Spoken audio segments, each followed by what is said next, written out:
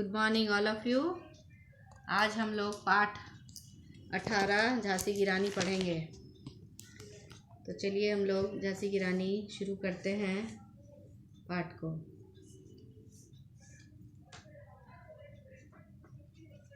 मातृभूमि का मस्तक ऊंचा करने वाली भारत की वीरांगनाओं में महारानी लक्ष्मीबाई का नाम विशेष महत्व रखता है। उसका बचपन का नाम मन्नूबाई था। मनु के पिता मोरोपंत और माता भगीरथी धार्मिक प्रवृत्ति वाले थे। क्या है कि रानी लक्ष्मीबाई जो थी वो अपने माता पिता से एकदम भिन्न थी। उनके माता पिता जो थे वो बहुत ही शांत और धार्मिक प्रवृत्ति के थे, और ये जो थी इसको लड़ाई पसंद था। तो वीरांगना जो स्त्रियां होती हैं जो लड़ाई युद्ध करती हैं उनको वीरांगना कहते हैं हम लोग। तो इनको भारत की वीरांगनाओं में महारानी लक्ष्मीबाई का विशेष महत्व है। चंचल और नटखट होने से मनु को छबीली कहा जाने लगा था। उसका बचपन पेशवा बाजीराव के दत्तक पुत्र नानाजी और राव साहब के साथ बीता। पेशवा राजा थे और उनका दत्तक पुत्र जो था पेशवा बाजीराव जो थे उनके दत्तक पुत्र थे नानाजी और राव साहब। इन्हीं दोनों लोगों के साथ ये रहती थी। मनु उनके साथ घुड़सवारी करती, शिकार खेलने जाती और नकली युद्ध किया करती थी। नकली युद्ध मतलब बच्चे जब छोटे रहते हैं तो आपस में कैसे युद्ध करते हैं, उसी तरह से ये नानाजी और राव साहब के साथ ये झूठ मूठ का लड़ाई का एक्टिंग करती थी। इस साहसी बाला का विवाह झांसी के महाराज गंगाधर राव के साथ हुआ। इनके पति का नाम क्या था? गंगाधर राव। विवाह के बाद इसका नाम लक्ष्मीबाई रखा गया। कुछ वर्ष पश्चात लक्ष्मीबाई ने पुत्र को जन्म दिया, पर वह बालक 3 मास जीवित रहकर चल बसा। क्या हुआ कि जब लक्ष्मीबाई की शादी हो गई गंगाधर के साथ, तो पुत्र हुआ। पुत्र जो था वो 3 ही महीना जीवित था, उसके बाद वो मर गया। गंगाधर राव पुत्र की मृत्यु से बहुत दुखी हुए, ठीक है ना, और अंत में यही दुख उनकी मृत्यु का कारण बना। मरने से पहले उन्होंने दामोदर राव नामक बालक को गोद ले लिया था, ठीक है। जब उनका अपना बालक जो था वो मृत्यु हो गई थी बालक की, तो दामोदर राव जो थे वो मरने के पहले उन्होंने दामोदर राव नाम का एक बालक को गोद ले लिया गंगाधर ने। इस समय भारत पर अंग्रेजों का राज्य था। महाराज गंगाधर राव की मृत्यु होते ही अंग्रेजों ने झांसी को अपने राज्य में मिला लिया और उसकी रक्षा के लिए सेना भी रख दी। महारानी लक्ष्मीबाई को 5,000 रुपये मासिक पेंशन की घोषणा कर दी गई। इस अन्याय के विरुद्ध में महारानी ने बहुत अपीलें की, पर सुनवाई ना हुई। अब क्या हुआ कि जैसे ही महारानी लक्ष्मीबाई के पति जो है वो मर गए, तो अंग्रेज जो थे वो क्या किए कि गंगाधर की मृत्यु के बाद क्या हुआ ना कि महारानी लक्ष्मीबाई को अंग्रेज जो थे वो मिला लिए और उनका देख रेख करने लगे। अपनी सेना को भेजकर उनका रखवाली करना लगे लोग, और 5,000 रुपया हर महीने उनको पेंशन के रूप में दिया जाने लगा। लेकिन ये उनको मंजूर नहीं था महारानी लक्ष्मीबाई को। तो महारानी लक्ष्मीबाई जो थी वो बहुत भारतीय लोगों से अपील की। उन दिनों अंग्रेजों ने अपनी नीति से कई राज हड़प लिए। सतारा, नागपुर, मैसूर, कर्नाटक और महाराष्ट्र के राजाओं पर कई दोष मढ़कर उन्होंने राजगद्दी से उतार दिया। पेशवा द्वितीय की मृत्यु हो जाने पर उनके दत्तक पुत्रों नाना साहब और राव साहब को एक पैसा भी पेंशन देना स्वीकार नहीं किया गया। इस पर जो राजा अंग्रेज के अन्याय के शिकार हुए थे वे एक एक करके संगठित होने लगा। अब क्या हुआ कि उसी समय क्या हुआ कि पेशवा द्वितीय की भी मृत्यु हो गई, और उनके जो 2 बेटे थे जिनके साथ मनु जो थी वो बचपन में अपना समय बिताती थी, नाना साहब और राव साहब, उनके भी पिता की मृत्यु हो गई। तो अंग्रेज जो थे इन लोगों को पेंशन नहीं देने लगे। महारानी लक्ष्मीबाई को तो देने लगे 5,000 रुपये मासिक, लेकिन इनको नहीं देने लगे। भारतीय सैनिकों में से असंतोष था। कारण यह था कि सैनिकों को जो कारतूस मिलते थे उन पर चमड़े का घमास ढकना लगा होता था, जिसे उन्हें मुंह से काटना पड़ता था। ब्राह्मण सैनिक मंगल पांडे को उसका खुलकर विरोध करने पर मृत्युदंड दिया गया। अब क्या हुआ कि अंग्रेज जो थे इतना अत्याचार करते थे भारतीय सैनिक पर, और उनमें से सैनिकों में से कुछ ब्राह्मण सैनिक भी थे, जैसे मंगल पांडे।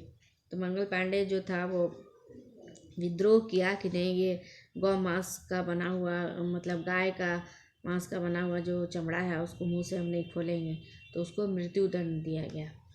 इस पर सेना में विद्रोह फैल गया। भारतीय सैनिक संगठन की माला में पिरोए जाने लगे। कमल का फूल और रोटी इनका संकेत चिन्ह था। सैनिकों ने प्रतिज्ञा की, जब आज्ञा होगी हम अंग्रेजों का सर्वनाश कर देंगे और भारत को स्वतंत्र बनाएंगे। अब क्या हुआ कि आपस में ही सैनिक जो थे, भारतीय सैनिक, ये एकजुट हो गए। वो सोचे कि नहीं, अब भारत को अंग्रेजों को यहाँ से भगाना होगा भारत से।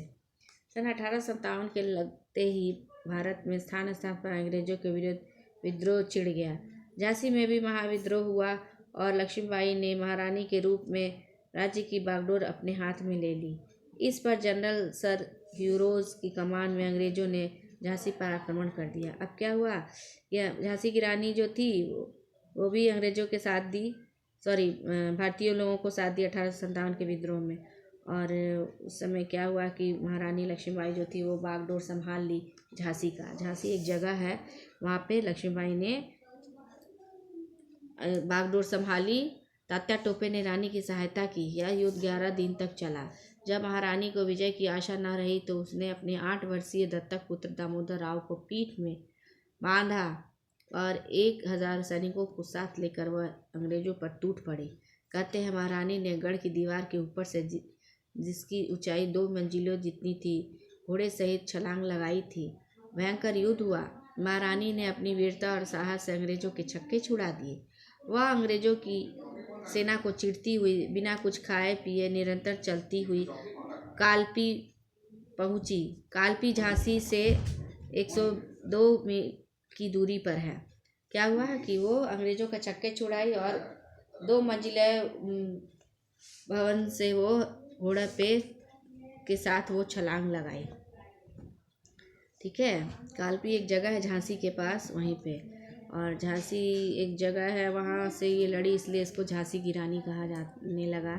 अंग्रेज जनरल झांसी को जीत कर कालपी की ओर बढ़ा। मुट्ठी भर सैनिक के साथ महारानी ने उसका डटकर मुकाबला किया, पर सफल न हो सकी। वहाँ से चलकर महारानी ने तात्या टोपे और राव साहब के साथ मिलकर ग्वालियर को जीत लिया। देखो, कितनी औरत होकर भी अपनी वीरता दिखाई, और फिर पूरे बल के साथ अंग्रेजों पर धावा बोल दिया। भयंकर युद्ध हुआ। महारानी वीरता से लड़ी, पर वह शत्रुओं के बीच में घिर गई। अपने अपूर्व साहस से वह अंग्रेजों के घेरे को तोड़कर निकल चली, पर एक अंग्रेज सैनिक ने पीछे से वार किया, जिससे महारानी का आधा सिर कट गया। बताओ, वो तो बहुत साहस था महारानी लक्ष्मीबाई को। और अंत में क्या हुआ कि एक अंग्रेज जो था वो ऐसा ही वार किया तलवार से कि उनका आधा सिर जो था वो कट गया, पर वह फिर भी वो लड़ती रही। अब शत्रुओं ने रानी की छाती को छेड़ दिया। घोड़े से गिरते गिरते महारानी ने अपने सामने वाले सैनिक को मार गिराया। महारानी के मरकर गिरते ही उसके एक सैनिक ने शव को उठाया और पास ही माँ की कुटिया में ले गया। उसकी पीठ पर बंधे उसके पुत्र को खोला गया और फिर उसी समय चिता बनाकर शव का दाह संस्कार कर दिया गया, जिससे विदेशी सैनिकों के हाथ उस पवित्र शरीर को न छू सके। ठीक है, तुरंत उनका दाह संस्कार भी कर दिया गया, क्योंकि अगर मान लो कि नहीं किया जाता तो उनका लाश को विदेशी सैनिक जो थे वो बहुत कुछ कर सकते थे। इसलिए उनको पवित्र माना गया था कि वो देश के प्रति इतना लड़ी और अपना जान का बलिदान दी। इसलिए उनका तुरंत छूने नहीं दिया गया सैनिकों को, अंग्रेज सैनिकों को। इतिहासकारों का कहना है कि यदि इस वीरांगना को सन 1857 के सैनिक संग्राम का सेनापति चुना जाता तो भारतीय सेनाओं की हार कदापि न होती और इतिहास कुछ और ही होता। ठीक है, ये इतिहासकार का कहना था कि अगर वो शुरू से ही सैनिक का सेनापति चुनी जाती तो भारतीय स्वतंत्रता आंदोलन जो हुआ और उसमें बदलाव आता, हमारा इतिहास भी और बदला हुआ होता। तो ये आपका स्टोरी हो गया पाठ 18 का। तो चलिए हम लोग प्रश्नोत्तर करते हैं। पहला प्रश्न है अभ्यास का, भारत का प्रथम स्वतंत्रता संग्राम कब लड़ा गया? इस प्रश्न का उत्तर होगा भारत का प्रथम स्वतंत्रता संग्राम 1857 ईस्वी में लड़ा गया। इस प्रश्न का उत्तर है भारत का प्रथम स्वतंत्रता संग्राम 1857 ईस्वी में लड़ा गया। दूसरा प्रश्न, इस स्वाधीनता संग्राम के प्रचार और प्रसार का चिन्ह क्या था? प्रचार और प्रसार का चिन्ह क्या था? इस स्टोरी में लिखा हुआ है कि इस स्वाधीनता संग्राम के प्रचार और प्रसार का चिन्ह कमल का फूल और रोटी था। इसका उत्तर होगा इस स्वाधीनता संग्राम के प्रचार और प्रसार का चिन्ह कमल का फूल और रोटी था। ठीक, चलिए तीसरा प्रश्न, लक्ष्मीबाई के बचपन का नाम तथा उसके माता पिता का नाम बताओ। इसका उत्तर है लक्ष्मीबाई के बचपन का नाम मनुबाई था तथा उनके पिता का नाम मोरोपंत था और माता का नाम भगीरथी था। ठीक है, इस प्रश्न का उत्तर है लक्ष्मीबाई के बचपन का नाम मनुबाई था, उनके पिता का नाम मोरोपंत तथा माता का नाम भगीरथी था। ठीक, next question number 4। Question number 4 है लक्ष्मीबाई के बचपन का नाम लक्ष्मीबाई की वीरता का कोई एक उदाहरण दो। इनकी वीरता का एक उदाहरण है, हमारे इस स्टोरी में लिखा हुआ है कि युद्ध में एक अंग्रेज सैनिक ने पीछे से वार किया जिससे महारानी का आधा सिर कट गया, पर वह फिर भी लड़ती रही। घोड़े से गिरते गिरते महारानी ने अपने सामने वाले सैनिक को मार गिराया। यही इस प्रश्न का उत्तर है। इनका वीरता का एक ही उदाहरण है, इस आपके स्टोरी में लिखा हुआ है। मैं फिर से दोहरा रही हूँ इस प्रश्न का उत्तर को कि युद्ध में एक अंग्रेज सैनिक ने पीछे से वार किया जिससे महारानी का आधा सिर कट गया, पर वह फिर भी लड़ती रही। घोड़े से गिरते गिरते महारानी ने अपने सामने वाले सैनिक को मार गिराया। यही इनकी वीरता का उदाहरण है। लास्ट क्वेश्चन, लक्ष्मीबाई के संबंध में इतिहासकारों का क्या कहना है? लक्ष्मीबाई के संबंध में इतिहासकारों का कहना है। ठीक है, इस प्रश्न का उत्तर है कि इतिहासकारों का कहना है कि यदि इस वीरांगना को सन 1857 के सैनिक संग्राम का सेनापति चुना जाता तो भारतीय सेनाओं की हार कदापि न होती और इतिहास कुछ और ही होता। ठीक है ना, यही इस प्रश्न का उत्तर है। इस प्रश्न के लास्ट प्रश्न के उत्तर को मैं फिर से दोहरा रही हूँ।